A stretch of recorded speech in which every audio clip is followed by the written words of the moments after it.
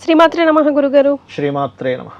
గురుగారు, కళలో పాములు కనిపిస్తుంటాయి కొంతమందికి, భలే భయం వేస్తూ ఉంటుంది, కాటేసినట్టు, లేదంటే అట్లా మనం వెళ్తుంటే రోడ్డు దాటేసినట్టు అట్లా చెప్తా ఉంటారు. సో ఏమవుతుంది అట్లా కళలోకి వస్తే? ఫస్ట్ ఆఫ్ ఆల్ ఏంటంటే ఈ కళల మీద సైంటిస్టులు కొన్ని విషయాలు చెప్తారు, మన శాస్త్రాలు కూడా కొన్ని విషయాలని సైంటిస్టులు చెప్పిన విషయాలే చెప్పింది. ఇది ఫస్ట్ ఆఫ్ ఆల్ కళలు నిజమవుతాయా, కళలకి సంబంధం ఉందా అంటే ప్రతి ఒక్కరికి ఒక అనుభవం ఉంటుంది. ఏంటంటే సేమ్ ఇదే లొకేషన్ ఇలాంటిది నా కళ్ళలోకి వచ్చింది అంటారు. చూడండి, ఎవరికి ఆల్రెడీ ఎక్కడో జరిగినట్టుంది అట్లా కూడా అనిపిస్తా ఉంటుంది. అది ఆల్రెడీ స్వప్నంలో 1 year బ్యాక్ 2 years బ్యాక్ ఎవరికైనా వచ్చి ఉంటుంది. అరే సేమ్ మనుషులు, same dress code, same location, same sitting, same మాటలు నా కళ్ళకి వచ్చాయి అంటాడు. సిచ్యువేషన్ మొత్తం కళ్ళకి వచ్చింది అంటే ఏంటి, సంథింగ్ రికార్డ్ అయ్యి ఉంది ఎక్కడో, అది మనకి ఏదో కాలు కనెక్టివిటీ లాగా ఏదో కళ్ళలోకి వచ్చిపోయింది అది. అయితే ఇంతకీ కళ అంటే ఏమిటి, ఫస్ట్ దీని గురించి తెలుసుకోవాలి. ప్రకృతి అంటే అమ్మవారు మనకి ముందుగా ఇవ్వబోయే ఒక హింట్ కళ అనేటువంటిది.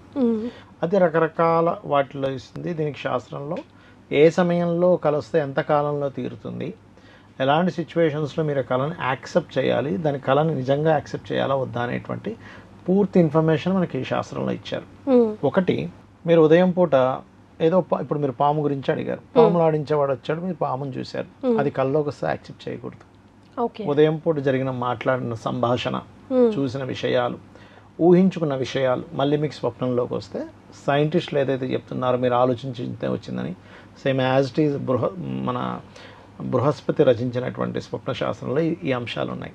అంటే మీరు ఉదయం పూట మాట్లాడింది, అనుభవించింది, చూసినటువంటివి ఇవన్నీ మీ కళ్ళలోకి వస్తే అది దాన్ని స్వప్న శాస్త్రం కింద తీసుకోరు. ఓకే, గుర్తుపెట్టుకోండి. అలా కాకుండా మనకి అవేమీ కాకుండా వచ్చింది, మీకు సంబంధం లేకుండా, అది ఖచ్చితంగా స్వప్న శాస్త్రంలో దానికి ఒక రిజల్ట్ ఉంది. అయితే ఈ రిజల్ట్ అని చెప్పే విషయంలో కూడా మనకి శాస్త్రంలో ఏం చెప్పారంటే, ఆల్మోస్ట్ ఒక అంటే టైమింగ్ అనేటువంటిది కనుక చూసుకుంటే, మీకు రాత్రి 9కో 10కో నిద్రపోయారు అనుకోండి, 12 లోపల వచ్చింది మీకు కళ, అది సంవత్సరం పడుతుంది ఆ స్వప్నం మీకు అది ఫ్రూట్ఫుల్ అవ్వడానికి, మంచైనా చెడైనా. ఓకే, కానీ అవుతుంది. ఓకే, 12 నుంచి 3 గంటల లోపల వచ్చింది మీకు ఏదైనా స్వప్నం, అప్పుడు అది మీకు ఫలకృతం అవ్వడానికి almost 6 months to 3 months time పడుతుంది. 3 to 6 months పడుతుంది. 3 to 5 మధ్యలో అయింది, 1 monthలో అవుతుంది. 5 to 6 ఒక 10 to 15 days, లేదా ఎర్లీ మార్నింగ్ ఒక 10 days, 1 week 10 daysలో మీకు 3-4 daysలో కూడా అవ్వచ్చు. ఎర్లీ మార్నింగ్ నిద్ర లేసనే కళ వచ్చింది, కానీ తెల్లారిపోయిన తర్వాత మధ్యాహ్నం పూట ఇప్పుడు నిద్రపోయాం స్వప్నం వచ్చింది, దానికి అస్సలు వాల్యూ లేదని చెప్పింది శాస్త్రం. ఓకే, మనకి గుర్తుంటే ఒకటి, గుర్తు లేకపోతే ఒకటి, కళ వచ్చిన తర్వాత కూడా అంటారు కదా, గుర్తుంటేనే దాని స్వప్నం యొక్క ఇది ఉంటుంది. అయితే మధ్యాహ్నం పూట నిద్రపోయే దాని స్వప్నాన్ని అసలు స్వప్నం కింద తీసుకోకూడదు, ఎటువంటి ఫలితము, నిష్ఫలము అని చెప్పారు. ఇక రెండో విషయం, మీకు మంచి స్వప్నం వచ్చింది, ఏ 3 గంటలప్పుడో 4 గంటలప్పుడో నిద్ర లేచారు, ఇంక నిద్రపోవద్దు, చక్కగా లేచి కాలకృత్యాలు తీసుకుని జపమో పూజ చేసుకోండి. చెడు స్వప్నం వచ్చింది మీకు, మళ్ళీ కాళ్ళు చేతులు కడుక్కొని భగవంతుని స్మరణ చేసుకుని నిద్రపోతే మంచి స్వప్నం వస్తే ఈ చెడు స్వప్నం యొక్క దుష్ఫలితం పోతుంది. అయితే ఇక్కడ ఎప్పుడైనా స్వప్నం అనేటువంటిది ఏంటంటే అమ్మవారు మనకి అందించే ఒక ఇండికేషన్. అంటే నువ్వు చేయబోయే పనుల్లో ఎక్కడో రాంగ్ స్టెప్ పడుతుంది లేదా రైట్ స్టెప్. అంటే ఇప్పుడు మీరు సర్పం గురించి అడిగారు, సర్పాలు మిమ్మల్ని కాటేసినట్టు వస్తే మంచిదే అని చెప్పింది శాస్త్రం, కానీ మిమ్మల్ని చుట్టినట్టుగా వస్తే మంచిది కాదు, పట్టేసింది మంచిది కాదు. అందులో కొంతమందికి 5 తలల స్వప్నం పాము వచ్చిందండి, పాలకల్లిలోంచి లేచినది వచ్చింది అంటే చాలా మంచిది, ప్రాబ్లం ఏం లేదు, పడగెట్టినట్టు వస్తే చాలా మంచిది. అయితే ఎప్పుడైనా ఏ స్వప్నంలో అయినా మీకు కళలో మీరు ఒక కొండ ఎక్కుతున్నట్టుగా వచ్చింది అనుకోండి ఉదాహరణకి, చాలా మంచిది, కానీ కొండ నుంచి పడిపోతున్నట్టు వస్తే మంచిది కాదు. అగ్ని వచ్చింది, చాలా మంచిది, ఒక కాగడా మీకు ఇచ్చారు, ఎవరు చీకట్లో వెళ్తున్నావు కదా అంటే మీకు ఒక రూట్ కనబడడానికి ఒక సహాయం మీకు అందబోతుంది. ఇప్పుడు ఇందాక నేను మీరు అడిగినట్టుగా సర్పం స్వప్నంలోకి వచ్చినప్పుడు కాటు వేసినట్టుగా వచ్చింది అనుకోండి ఉదాహరణకి, మీకు వేరే దుష్ఫలితం జరగవలసినటువంటిది, మీకు ఏదో బ్యాడ్ జరగవలసింది ఈ రూపంలో దోషం పోయిందని అర్థం. భయపడద్దు దాని విషయంలో. కానీ అన్ని శాపాల కన్నా సర్పశాపం చాలా ప్రాధాన్యత సంతరించుకుంది కదా. అంటే సర్పదోషం చాలా మంది ఏమనుకుంటారంటే స్వప్నంలో కళ్ళు వస్తున్నాయంటే ఇక్కడ 2 రకాల కారణాలు ఉంటాయి. ఒకటి వాళ్ళకి ఆ దోషం ఉందని ఇండికేషన్ లేదు అంటే వాళ్ళకి రాహు కానీ కేతు కానీ పంచమంలో గోచారంలో కానీ జన్మజాతకంలో కానీ ఉన్నప్పుడు మీకు ఏమవుతుందంటే ఆ స్వప్నంలో సర్పాలు వస్తూ ఉంటాయి.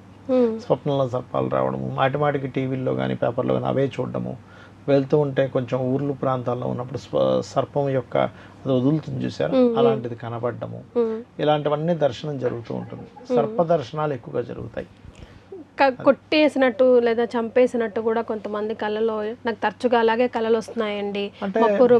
పురాణంలో మన పాస్ట్ లైఫ్ లో లేదంటే రెండు విషయాలు, పెద్దవాళ్ళు ఎవరో సర్పదోషం ఉంది చంపినట్టుగా కళ వచ్చింది అనుకోండి, అప్పుడు పూర్వజన్మల్లో ఏదో సర్ప సంబంధించిన దోషం చేశాడు, దాన్ని క్లియర్ చేసుకోమని చెప్తుంది. అలా కాకుండా మిమ్మల్ని ఏదో ఇబ్బంది పెట్టడానికి వస్తే వెంటనే చంపేశారు దాన్ని, ఉదాహరణ అది మంచిది అంటే ఏంటి, మీకు కాలం అనుకూలించకుండా, మీకు ఏదో సర్పం అంటే కాలంతో సమానం, అనుకూలించకుండా మీరు ఇబ్బంది పడుతున్నప్పుడు దాన్ని మీరు జయించారు అని అర్థం అనమాట. అట్లా ఆ రకంగా మనం తీసుకోవాలి. జనరల్ రెమెడీస్ ఏమైనా ఉన్నాయా గురుగారు? ఇట్లా తరచుగా కల్లోకి వస్తున్నాయి, తరచుగా భయం వేస్తుంది, సర్పశాంతి అని ఉంటుంది, సర్పశాంతి చేయించుకోవచ్చు. రాహుకేతు గ్రహాల దగ్గర దీపారాధన చేయొచ్చు.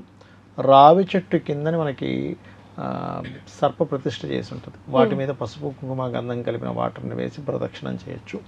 ఇవి కనుక చేసినట్లయితే ఖచ్చితంగా మీకు ఇదవుతుంది. ఇంకొక విషయం ఏంటంటే, మనకేదైనా స్వప్నం రాగానే మనం చాలామంది తెలియక వెంటనే ఇంట్లో వాళ్ళకి చెప్తారు, అలా చెప్పకూడదు. ఇంట్లో పూజ చేసుకొని ఆలయానికి వెళ్ళొచ్చి మధ్యాహ్నం అన్నం తిన్న తర్వాత చెప్పాలి మన స్వప్నం గురించి. త్రిజట్ట స్వప్న వృత్తాంతము, గజేంద్ర మోక్షము, రామాయణ మహాభారతాలు లాంటివి వింటే కూడా దుష్స్వప్న నాశనం అవుతుంది, అది ఎలాంటిదైనా కూడా. రైట్ గురుగారు, కొంతమంది కొన్ని రెమెడీస్ లాగా చెప్తుంటారు, వెండి సర్పాన్ని వేయండి ఏదైనా ఆలయంలో, సర్పదోషాలు దోషాలకి సంబంధించా. రైట్ గురుగారు, ధన్యవాదాలు. శ్రీమాత్రే నమః. And for more videos, please subscribe to iDream channel. Subscribe to iDream Media. Please subscribe to iDream. Please subscribe to iDream. Please subscribe iDream. And please subscribe to iDream. For more videos, subscribe to iDream. please like, share and subscribe to the channel. Congratulations, iDream. Subscribe to iDream. Subscribe to iDream. So subscribe to iDream Media. iDream ki iDream team andarki huge congratulations. Please subscribe iDream Media. Please subscribe to iDream. Subscribe iDream. Please subscribe to iDream. iDream అంటే నా కళల channel subscribe చేసుకున్న నోరు తిరుగుతలేదు, మీరైతే గంట గుర్తు కొట్టండి. For more such videos, please subscribe to iDream. Subscribe to iDream. Please subscribe to iDream. Please subscribe iDream Media. Please do subscribe to iDream. Please subscribe to iDream Media. For best entertainment and information, please subscribe iDream. And don't forget to subscribe to iDream.